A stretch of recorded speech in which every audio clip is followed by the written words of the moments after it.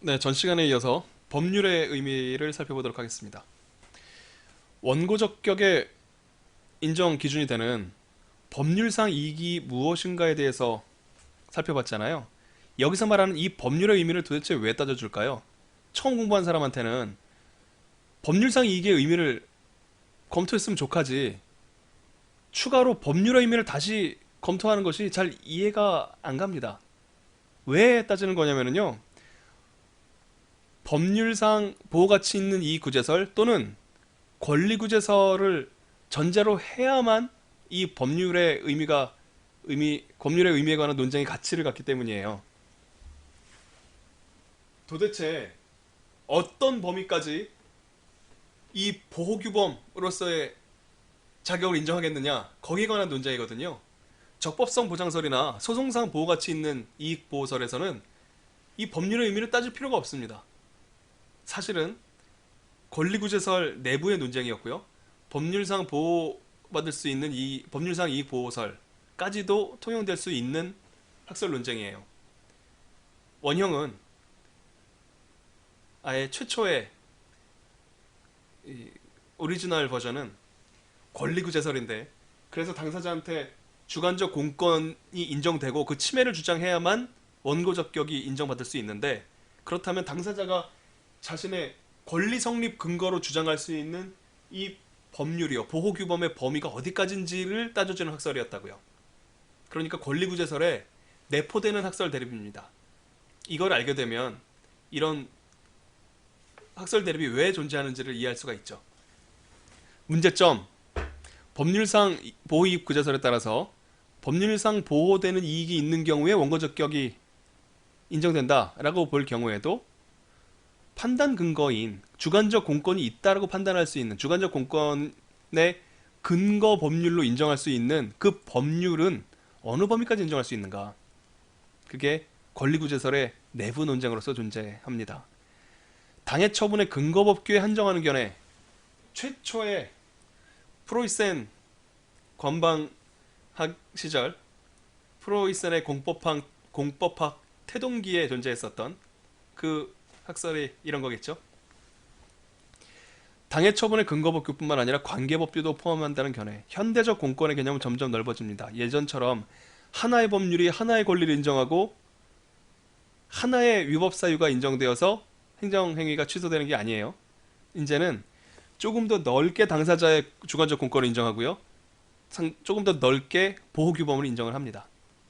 근데 그게 헌법상 기본권, 민법상 일반원칙까지 다 포함하자 이렇게 되면은요, 사실상 보호규범이론을 포기하는 결과가 돼요. 왜냐하면 누구나 다 내가 지금 겪고 있는 억울함을 헌법 조문에 빗대어서 호소할 수 있죠. 어, 예를 들어 나는 미세먼지를 한 조각도 마시고 싶지 않아요.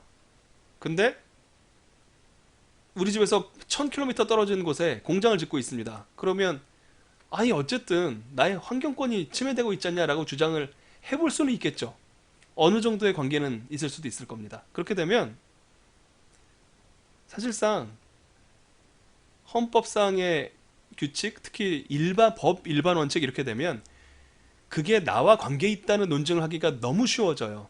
사실상 원고적격은 개나 소나 아무나 다 통과할 수 있는 허울뿐인 소송 요건이 됩니다. 이런 일을 막기 위해서 우리 판례는 당해 처분의 근거법규의 명문 규정, 근거법규인 명문 규정, 일련의 단계적인 관련 처분, 대표적으로 뭐 환경소송인 경우에는 환경영향평가법 이런 것들을 들 수 있겠죠. 근거법규 및 관련 법규의 합리적 해석을 통해서 법률상 이익을 도출하고 있다. 이 합리적 해석이란 말도요, 주관적 공권론이에요. 그렇게 약간 넓혀놓은 보호규범처럼 보이는 그 규범이 강행 의무를 부여하고 사익보호 목적성이 있는지를 해석해서 당사자의 원고적격 인정 여부를 판단하겠다는 뜻이거든요. 결국은 주관적 공권론의 짙은 그림자 안에서 판례 문구가 쓰여지고 있습니다. 하지만 아직까지 판례가 처분의 직접 근거 내지 관계 법규 이외에 헌법상 기본권 규정까지 고려하고 있지는 않습니다. 대법원 판례가 그렇다는 얘기고요. 헌법재판소가 그럴 리가 있습니까? 자신의 존재감을 크게 하기 위해서 다 된다라는 이야기를 하고 있어요. 이거는 행정소송은 아니고요. 어, 헌법재판소에 사건을 가져갔을 때 이제 이런 판단을 하고 있기 때문에 우리의 논의의 큰 줄거리와는 사실은 큰 관계가 없는 이야기입니다. 헌법재판소는 헌법상의 경쟁의 자유가 법률상의 이익이 된다라고 판시한 바 있어요. 검토, 법률상 이익에서의 법률은 처분의 직접 근거 법률과 관련 법률까지 포함한다. 이렇게 해석하는 것이 타당하다라고 논증을 해주세요. 다른 학설들을 비판해야 될 텐데 처분의 직접 근거 법률이 한정된다는 견해는 그렇게 했다간 당사자가 주장할 수 있는 주관적 공권의 폭이 너무 좁아집니다. 곤란하겠죠? 보호규범의 범위를 헌법상이나 기본권이나 민법상 일반 원칙까지 확대하게 되면 원고적 격이 사실상 유명무실을 해준다고요. 주관적인 이익이 없는 경우,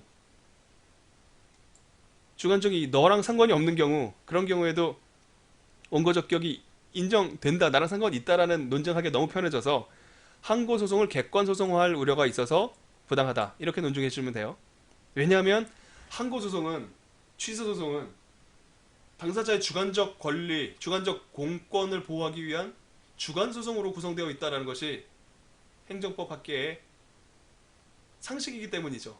그러니까 객관소송화 된다라는 이야기가 나왔다. 그러면 말도 안 되는 소리 하고 있다는 용어로 쓰이는 거예요. 그래서 이 다음에 다시 한번 이 주관적 공권 체계의 사진을 보여드렸습니다. 제가 손으로 화살표를 보여드렸기 때문에 이 그림을 이해하시기가 조금 더 편해지셨을 거예요.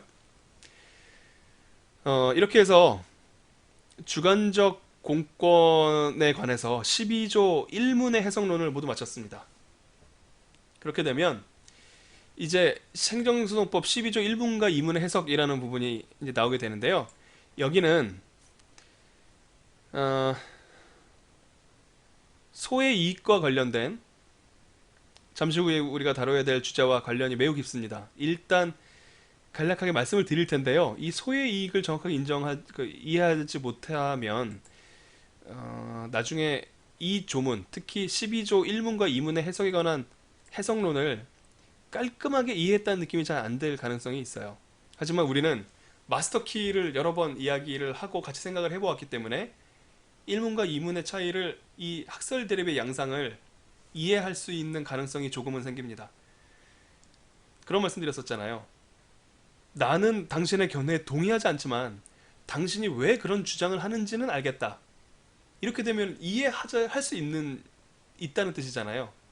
이해한 이야기는 기억할 수 있습니다. 12조 2문이요. 12조 2문은 이렇게 적혀 있어요. 처분 등의 효과가 기간의 경과, 처분의 집행, 기타 사유로 소멸된 뒤에도 그 처분을 취소해서 법률상 회복되는 이익이 있는 경우라면 또한 같다. 또한 같다. 이렇게 규정하고 있어요. 이 12조 2문을 찾아보게 되면 어쨌든 뭔지 잘 모르겠지만 법률상 이익이 있는 자에게는 또한 같다. 항고소송을 제기할 수 있다는 얘기잖아요. 법률상 이익이 있는 자에게는 취소소송을 제기할 수 있도록 해주겠다. 법률상 이익이란 말이 또 등장했단 말입니다. 그래서 이 법률상 이익이라는 의미가 도대체 뭔가에 대해서 학설 대립이, 해석론이 벌어지는 거예요. 크게 봐서는 구별설과 비구별설로 나뉩니다. 구별설은 12조 2문이겠죠. 12조 2문을 소의 이익에 관한 근거 규정으로 봐요. 비구별설은 12조 2문도 원고적 격의 근거 규정으로 파악합니다.